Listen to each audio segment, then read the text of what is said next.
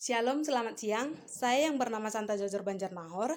Presentasi materi ini untuk memenuhi tugas mata kuliah Psikologi Umum yang dibawakan oleh dosen pengampu Ibu Eltalina Tarigan, MPS. Baiklah, materi yang akan saya bawakan hari ini yaitu mengenai tentang intelijensi. Di sini saya akan menjelaskan intelijensi pada manusia. Apa sih intelijensi itu? Intelijensi adalah kemampuan untuk yang pertama berpikir, yang kedua beradaptasi, dan yang ketiga bertindak. Ciri-ciri intelijensi ada dua, yaitu yang pertama dapat diamati secara langsung dan yang kedua tercermin dari tindakan yang terarah. Do you know? Faktor-faktor intelijensi ada 4, yaitu yang pertama faktor pembawaan, yang kedua faktor minat dan bakat, yang ketiga faktor pembentukan, dan yang keempat faktor kematangan dan kebebasan. Ada beberapa banyak teori tentang intelijensi. Yang pertama yaitu teori faktor, yang kedua teori struktur, yang ketiga teori kognitif, dan yang keempat teori intelijensi majemuk. Perbandingan antara persepsi dan intelijensi yaitu yang pertama, jika seseorang mengamati bunga banyak sekedar melihat itu disebut persepsi.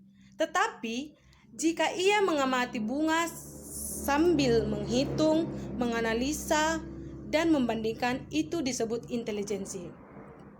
Macam-macam intelijensi ada 8, yaitu yang pertama intelijensi keterampilan verbal, yaitu kemampuan untuk berpikir dengan kata-kata dan menggunakan bahasa untuk mengungkapkan makna.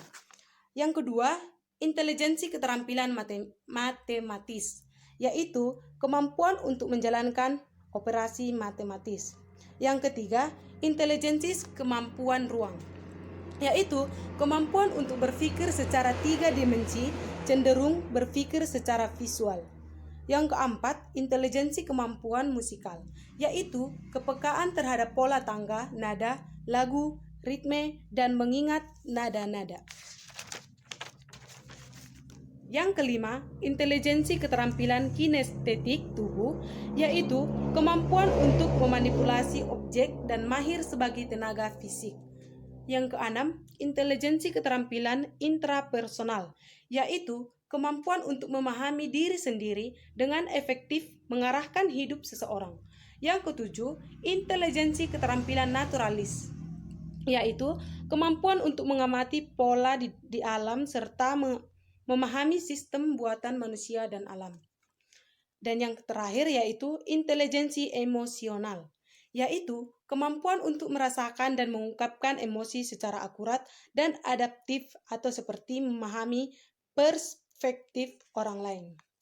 Jadi, intelijensi adalah suatu kemampuan untuk menyelesaikan suatu persoalan dengan cepat, tepat, dan mudah tanpa mengalami suatu kesulitan.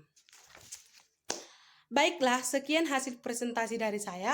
Apabila ada kekurangan atau penyampaian saya yang kurang jelas, mohon maaf dan harap dimaklumi karena kita masih saling belajar.